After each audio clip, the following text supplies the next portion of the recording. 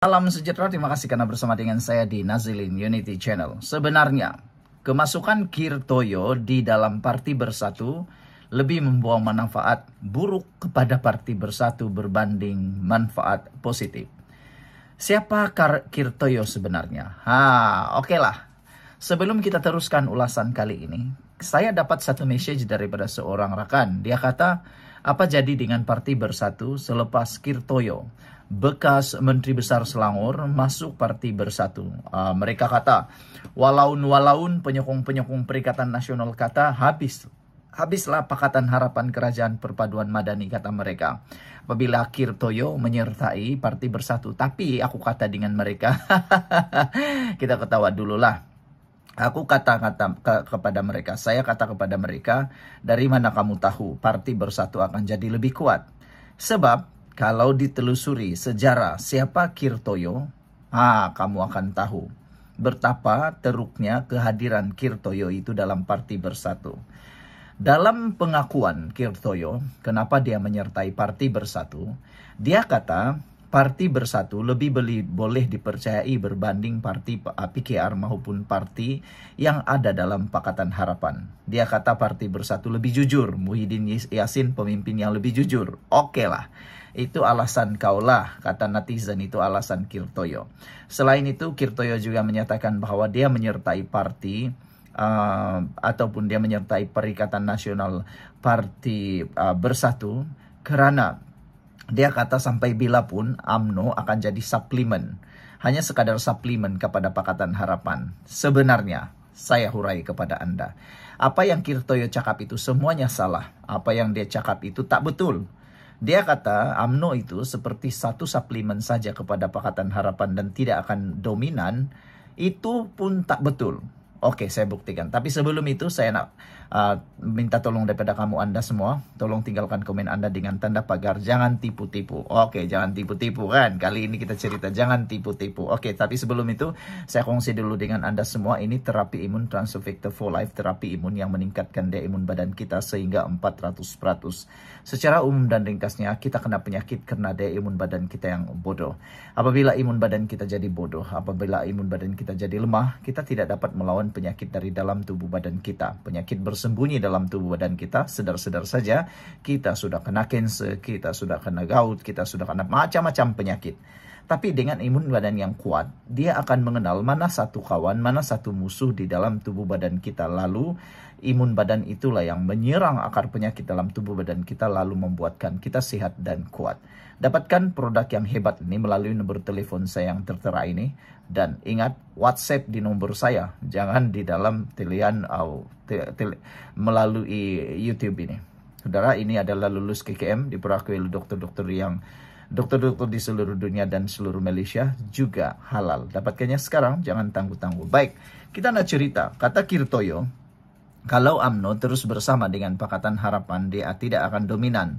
Itu adalah perkataan separuh benar. Memanglah UMNO sekarang, kita harus tahu, UMNO ini dalam proses pemulihan. Di mana-mana UMNO pergi pun, dia tidak akan dominan. Dunia politik sekarang tidak akan ada lagi dominan, terutamanya UMNO.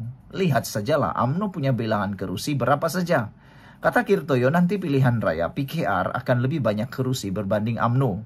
Itu macam mana dia tahu? Dia pun tak tahu, sebab belum ada rundingan. Itu yang pertama. Yang kedua, coba pikir balik. Kalau UMNO menyertai Perikatan Nasional, Kirtoyo coba beri jaminan berapa kerusi UMNO akan dapat. Berapa kerusi PAS akan beri kepada UMNO, berapa kerusi Bersatu akan beri kepada UMNO. Lagi teruk Kirtoyo. Lagi teruk, betul. Sebab Parti Bersatu dan Parti PAS mempunyai kerusi yang sudah mereka mahu. Mereka ini, Parti Bersatu dan PAS ini adalah mempunyai sejarah yang tidak jujur di dalam rundingan. Jadi, itu kayak yang Kirtoyo kata bahwa UMNO akan boleh jadi dominan kalau menyertai Perikatan Nasional. Jauh sekali lah. Itu satu penipuan semata-mata. Jadi kalau UMNO menyertai Perikatan Nasional, tiada jaminan UMNO akan dapat kerusi lagi banyak tahu. Silap-silap hari bulan, dia akan lebih sedikit kerusi akan dapat berbanding dia menyertai Pakatan Harapan. Karena dia dapat bertanding di kawasan-kawasan majoriti Melayu. Kalau dia menyertai parti atau gabungan Perikatan Nasional, minta ampun, minta maaf. Semua kursi yang majoriti Melayu Islam sapu oleh Bersatu dan juga PAS. Jadi UMNO dapat apa? Dia akan ada di bandar, dia akan bertanding dengan DAP, dia akan dia kalah. Yang itu Kirtoyo tak pernah cakap. Kirtoyo kan bagi tahu, baru semua orang tahu.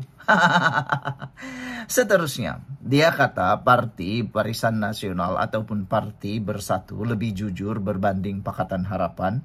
Perikatan Nasional lebih jujur berbanding Pakatan Harapan. Itu pun separuh benar. Siapa kata parti Perikatan Nasional itu jujur? Lihat saja betapa liciknya permainan Perikatan Nasional. Sudah terbukti. Banding dengan Pakatan Harapan, barisan Pakatan PKR dan juga DAP, amanah yang ada dalam Pakatan Harapan, mereka lebih jujur tahu, lebih setia. Tengok saja PAS, berapa kali mereka mengkhianati. Tengok saja Bersatu, rekodnya mengkhianati Pakatan Harapan dalam langkah Sheraton. Dan juga, Parti Bersatu juga telah terbukti mengkhianati. PAS juga terbukti mengkhianati. Jadi, mana lebih jujur sebenarnya Kirtoyo? Kamu jawablah sendiri. Dan menurut netizen, lebih baiklah Kirtoyo menyertai Parti Bersatu karena rupa-rupanya Kirtoyo nih pernah dijatuhkan hukuman penjara 12 bulan karena didapati telah pun menyalahgunakan kuasa untuk pengambil alihan kalau saya tak silap untuk satu harta. Didapati bersalah dan beliau juga dianggap sebagai orang yang bertanggung jawab menyebabkan UMNO kalah di Selangor.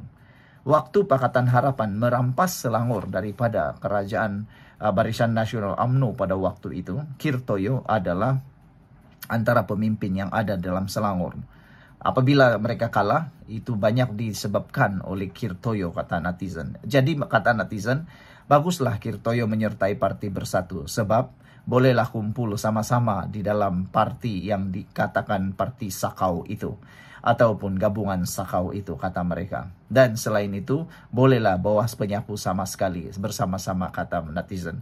Ada juga netizen yang menyindir Kirtoyo dengan mengatakan bahwa baguslah kamu masuk Parti Bersatu, boleh bantu Muhyiddin dapat balik menantu beliau. Kalau nak cakap tentang kejujuran, Muhyiddin tu jujurkah, kata netizen. Lihat saja menantunya tak pulang-pulang lagi daripada pelarian, daripada melarikan diri di Malaysia, tidak mahu menghadap SPRM. Jadi kenapa itu yang disebut pula sebagai jujur?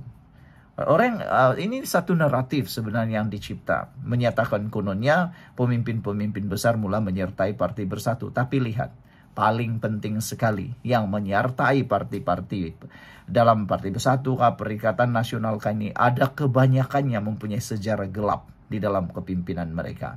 Tengoklah Azmin Ali, Zuraida Kamarudin yang meninggalkan Pakatan Harapan.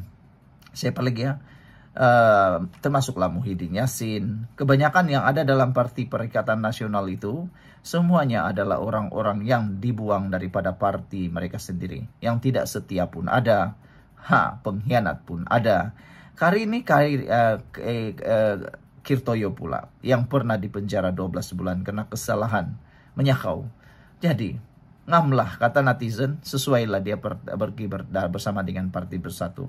Ada juga yang kata harap-harapnya Parti Bersatu ataupun Perikatan Nasional tidaklah akan terpalit pula kehadiran Kirtoyo membawa lebih kekalahan, karena nanti manalah tahu dia membawa aura kekalahan seperti mana dia kalah dalam pilihan raya di Selangor dulu.